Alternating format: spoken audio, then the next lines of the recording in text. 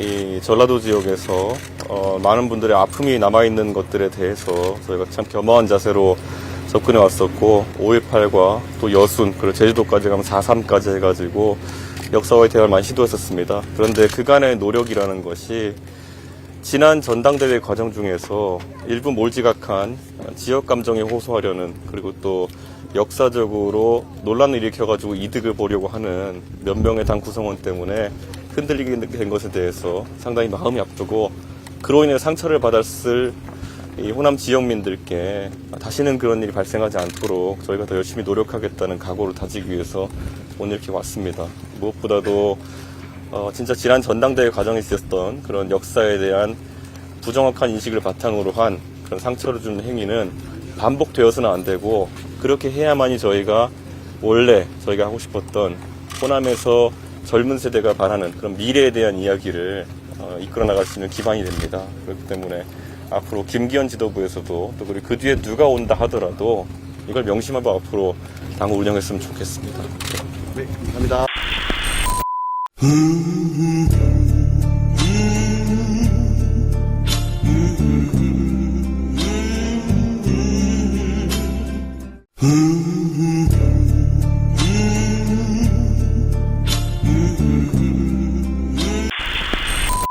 준석이 형이 하버드 복수 전공한 거 여러 사람들이 깔라고 하던데 괜찮으세요? 형하고 비슷한 시기에 하버드를 다녔고 현재 교수이신 분도 이렇게 말했대요.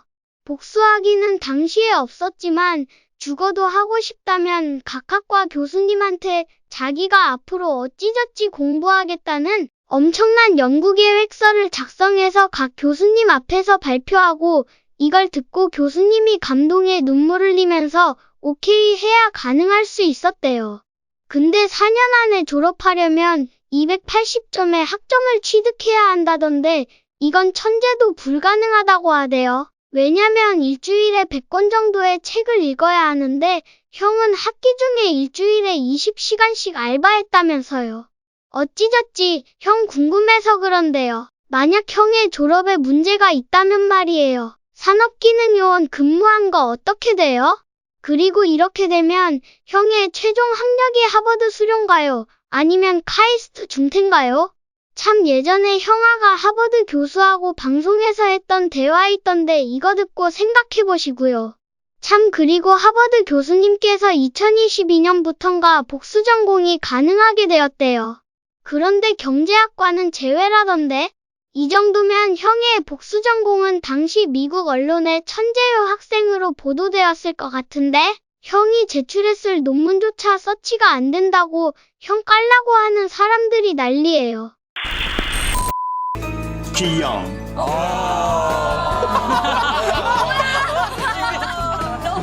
차이나는 클래스. 네. 강지영의 차이나는 클래스가 아니라 이준석과 차이나는 클래스. 자, 낯익은 교수님이 또 제가 출연했던, 애정했던 프로그램이 있네요. 제가 썰전 라이브에 집중하려고 차클에서 중도 하차했는데, 코이미 김하은 아나운서 열심히 하고 있는 걸로 알고 있습니다. 아쉽진 않으세요? 네, 말을 아끼겠습니다. 네. 어쨌든 마이클 샌델 교수는 정의란 무엇인가? 라는 책으로 굉장히 유명한 하버드대 교수입니다. 근데 이준석과 차이나는 클래스. 예. 뭐죠? 오늘 한 언론사가 주최한 그 포럼 행사가 있었는데 여기에 그 마이클 샌델 교수가 화상으로 참석을 하고 여야 대표가 같이 참석해서 그 샌델 교수는 공정 화두가 되게 유명하잖아요. 맞아요. 그 공정 이슈를 가지고 토론을 벌였는데 참고로 그 샌델 교수와 이준석 대표는 동문이잖아요. 하버드 맞아요. 동문이라 화제가 됐는데 이 대표가 먼저 반가운 인사를 했습니다. 들어보시죠. 샌델 교수님 참 창문만 봐도 저는 대학교 시절이 생각나네요. 예, 그때 교수님도 더 젊었고 저도 더 젊었던 것 같습니다. 그러니까 이 대표는 대학 강의실 모습이 좀 생각난다. 창문만 봐도. 근데 제가 알기로는 제 녹화할 때 같이 했었거든요. 저게 사실 저곳은 샌델 교수님의 자택으로 제가 알고 있는데. 그렇습니다. 바로 말씀을 잘 하셨는데 네. 창문 봐도 대학 시절이 떠오른다. 그래서 아까 저희 차이나는 클래스 참석한 모습과 오늘 포럼 행사에 참석한 모습을 좀 비교를 해보니까 자, 뒤에 보시면 창문 배경, 책장 위치 같은 걸 보면 똑같죠? 네. 그러니까 저게 똑같은 곳입니다. 그 말씀한 것처럼 어딘지 한번 들어보시죠. I've been doing pretty well. I've been staying at home for the last few months during the pandemic, working from home, which is where I'm coming to you right now, in fact. 자, 직접 샌들 교수가 밝혔지만 여기가 뭐 하버드대 집무실이 아니라 자신 개인의 자택이다라고 얘기를 한 거예요. 네. 자, 그러니까 보통 교수의 개인 집, 자택의 창문을 보면서 그 대학 시절이 생각나는 경우는 상당히 흔치 않은 이례적인 아주 드문 경우죠. 아니면 이준석 대표가 직접 집까지 찾아가서 또 이렇게 뭐 얘기를 나눴을 수도 있는 가능성은 희박하지만 있을 수도 있잖아요. 뭐 그렇게 보긴 쉽지 않은 게 이준석 대표가 샌들 교수와 친하지 않다라는 느낌이 있습니다. 느낌이 네. 아니라 그런 사실이 좀 있을 것 같아요. 맞아요. 자, 과거에 찾아보니까 이런 경우가 있었습니다. 이준석 대표가 샌들 교수를 약장수라고 비난한 적이 있었어요. 맨 처음 그 지난 6월 달이었는데 진중권 교수와 이른바 안티페미니즘을 가지고 이 대표가 서로 논쟁을 벌인 적이 있어요. 그때 진 교수가 먼저 야, 이준석 씨, 당신의 대표 전이었습니다. 혹시 마이클 샌델 읽어봤나? 하버드에서 강의했잖아. 그랬더니 이 대표가 제가 다닐 때는 저희 학년은 약 파는 수업이라고 해서 많이 안 들었다. 뭐 이렇게 얘기를 했습니다. 약장수라고 표말한 거죠. 자, 그러니까 이제 진 교수가 다시 자, 누군지는 모르겠고 샌델은 존 롤스, 정의론으로 유명하잖아요. 존 롤스를 씹어먹은 사람이다. 아무튼 뭐 그렇지만 개나 소나 다 읽은 정의란 무엇인가 한번 읽어보시라. 라고 했더니 이 대표가 여기에 이렇게 얘기를 합니다. 그 자꾸 샌델에 의지하느냐, 약장수 수업이다라고 상당히 비판을 했었죠. 그러니까 사실 저도 이 영상 봤었거든요. 그래서 보면서 아, 이준석 대표는 굉장히 결이 다르구나라는 생각을 했었는데 마이클 샌델 교수님의 책은 우리나라에서 베스트셀러고 저도 사실 사서 다 읽어봤습니다.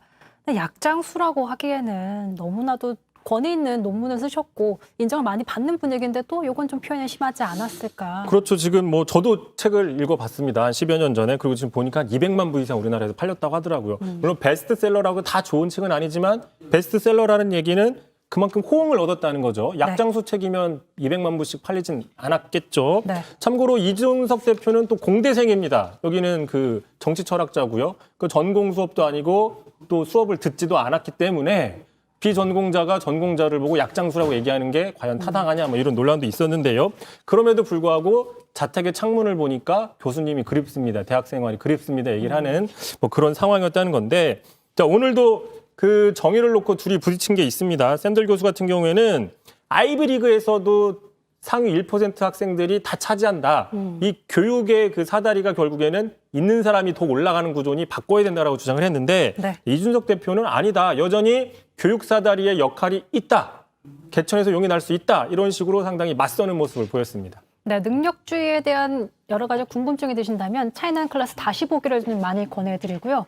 자, 누구 입장이 맞느냐는 논쟁의 장에서 이제 판결이 나겠지만 이 대표가 어쨌든 샌델 교수와 좀 결이 다른 의견을 갖고 있고 별로 좋아하지 않는다는 건 확실하게 알 수 있는 포인트였습니다. 그 강지영 앵커 나오는 편 말씀하시는 맞습니다. 거죠? 차이나 예. 클래스 다시 보기 VOD로 만나보실 수 있습니다. 네, 지금까지 이성대 기자의 뉴스 썰기였습니다. 수고하셨습니다.